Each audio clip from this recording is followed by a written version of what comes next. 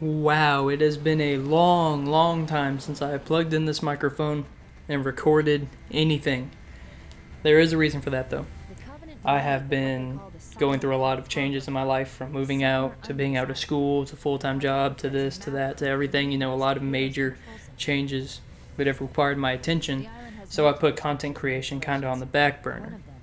Another thing you'll notice, this video is about the MCC flight that just happened last week, by the way.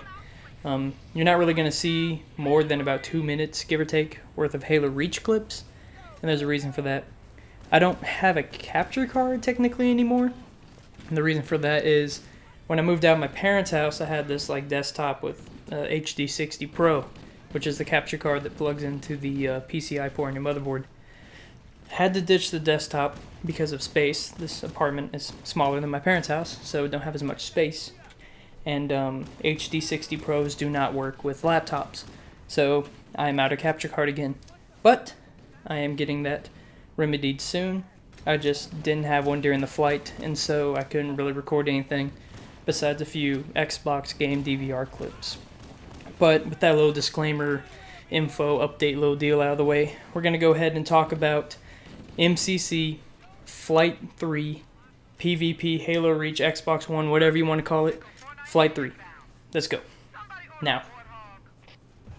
Alright, so basically what most of this is going to be, the big chunk of this, is me talking about bugs and just my experience with the game overall. So let's go ahead and start. One thing I do want to note, for those of you that don't know, is that this flight was Xbox only. There was no PC, no cross-platform, nothing like that. Everyone was playing on Xbox One, which I didn't really have a problem with because I played a little bit of PC at Outpost Discovery. No, I did not get invited to the last two flights, which one of them was a fire flight, and I think another one was a PC one also. But, yeah, just Xbox.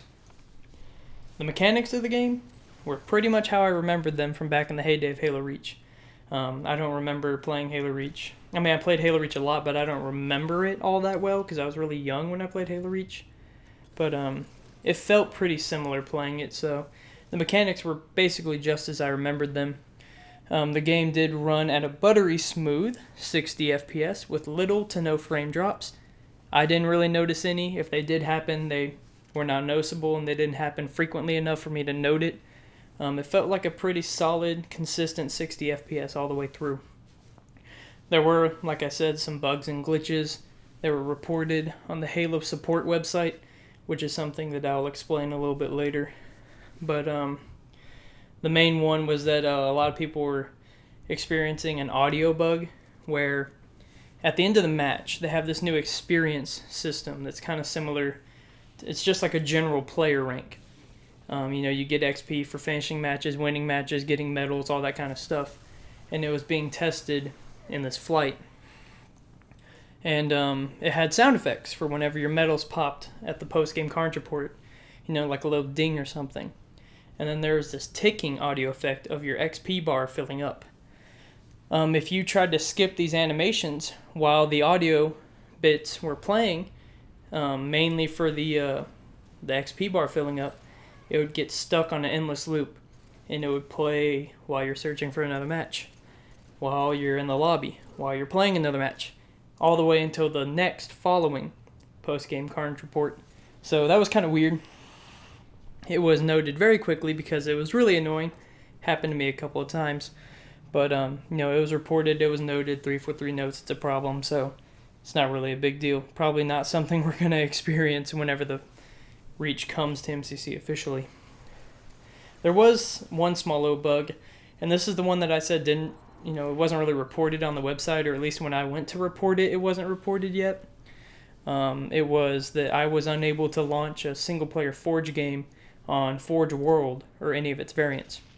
Which is weird, because Forge World's like the pinnacle of a Forge lover's dream map in Halo Reach. Funny, because there is a variant called Pinnacle, I'm pretty sure. But every time I would launch it, I would, first I would choose the map, choose my settings, and then whenever you're on the little tile that says start, and you can start the game, the map name wouldn't be, Forge World or The Cage. It would be like ... or comma, then like a letter, or sometimes just 4 dots, like it was obviously glitching out. And then whenever you launch the game, it would count down, fade to black, fade about halfway into the loading screen for the map, freeze for a couple seconds, and then cut you back to the menu saying connection interrupted with no error code. So that was kind of weird, and it happened every time I tried to launch Forge on Forge World. I didn't really try any other maps just because I was like, oh well, whatever. I'm here to play matchmaking anyways. So I noticed that, and it was kind of annoying, but I reported it. I did my job as a MCC insider. So with those little bugs out of the way, there's countless other ones that are all posted on the Halo support website. Those were just a couple of the ones that I noticed and experienced. So there was a lot more than that, but those are the ones I just kind of wanted to go over. Speaking of matchmaking, by the way, I'm going to talk a little bit about my opinions regarding the flight schedule and the layout. It was, I think at least for a couple of the days, the play sessions, there was a split between competitive modes and social modes. And, like I said, I have a lot of stuff going on in my life. I can't really sit down and play for hours and hours and hours on end like some of these content creators and aspiring pro players can. So I play Halo very, very casually, just for the hell of it. And there was a couple of days where there was one playlist that everyone had to play, and one day specifically it was 2v2 social, which if I was like competitive or if I actually like tried, that'd be really cool. But I personally didn't really find it all that enjoyable because I was going up against people who were trying and they were playing really aggressively. And, you can play the game however you want, but I just like the option to maybe not always be playing against those people who play that way, just because, just constantly getting beat up on isn't really all that enjoyable. So the 2v2 day for the flight wasn't really that fun for me. That was the day that I played with my friend who brought his Xbox over to my apartment. He got an invitation to the flight as well. And we played in the same room but on two different Xboxes. Needless to say, 2v2 was not very fun. They only had one day where they were doing 8v8, which I just love big bonanza social nonsense. Like I said, I play very casually, so I like chaotic, crazy, just ridiculous gameplay. And that's what, 8v8 usually is. Maybe not to that extreme like I'm like over here describing it, but it's a lot more casual than 2v2 is. Unfortunately, I was like crazy busy the day they did the 8v8 play session, so I didn't get to play it at all, which really bummed me out. I mean, I had fun doing what I was doing. I was having a family get together, but I was just like, dang, all I can play is 2v2 and 4v4. 4v4 was a little more enjoyable just because it's not as personal. But 2v2, yeah, I was just like, man, I'm just getting beat up on. I haven't played Halo in months, and I'm just getting stomped by all these people. And I was like, I get it. Some people enjoy this, and other people will be like, just get good, kid.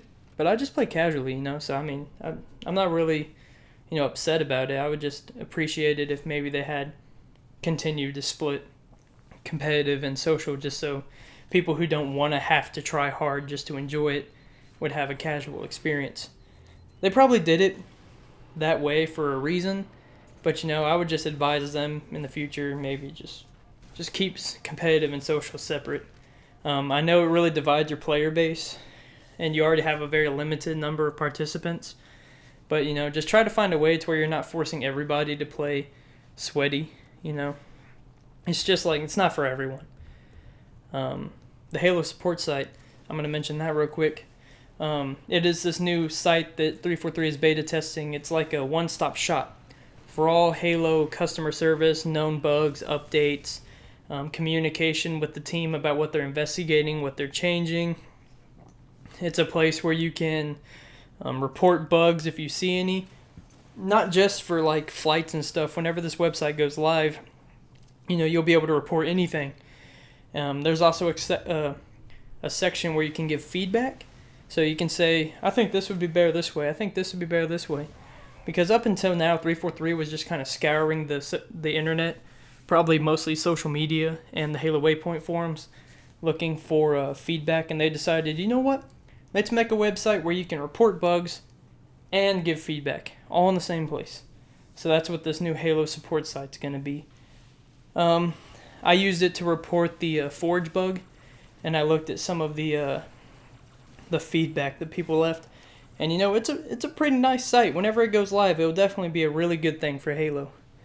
One thing to note about the site, and the last thing I'm going to say for this little section of the video, was that the website was only accessible to players who were invited to the flight.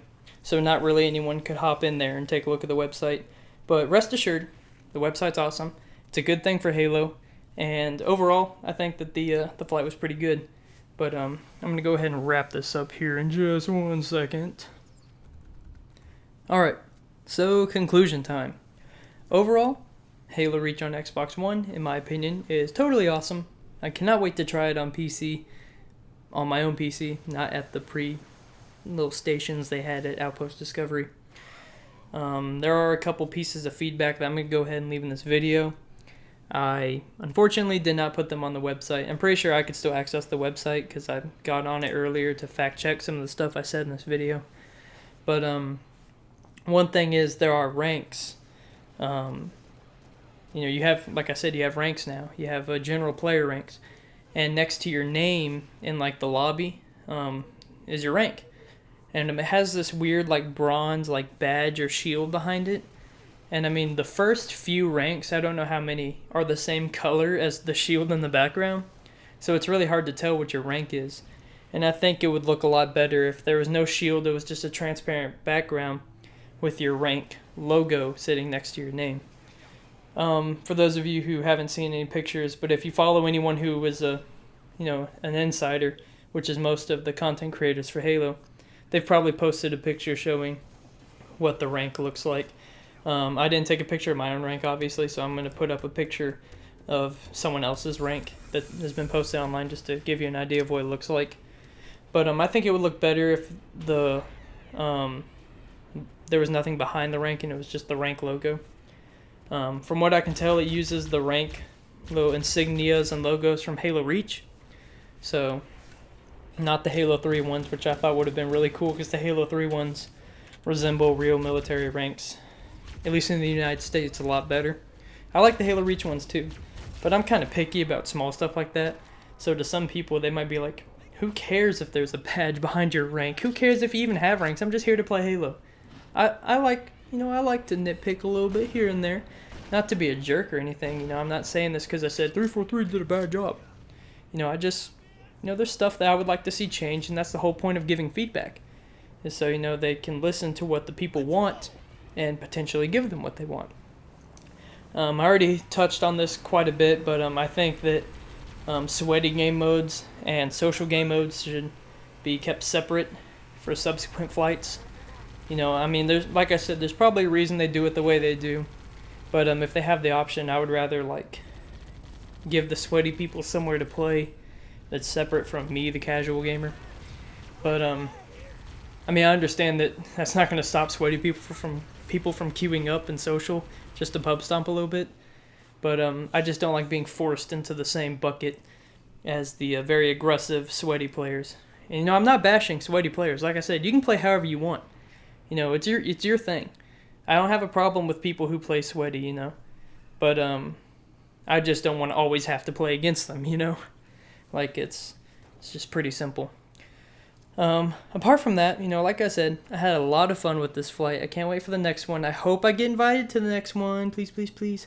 But that being said, that's really all I have to say about this flight. I hope you enjoyed the very small amount of Halo Reach footage I was able to gather. I'm doing the best with the resources I have. I'm going to throw that out there. But anyways, that's going to wrap this all up. So I hope you guys liked my first video back, and I will see you in the next one. That was ugly. I'm never doing that again.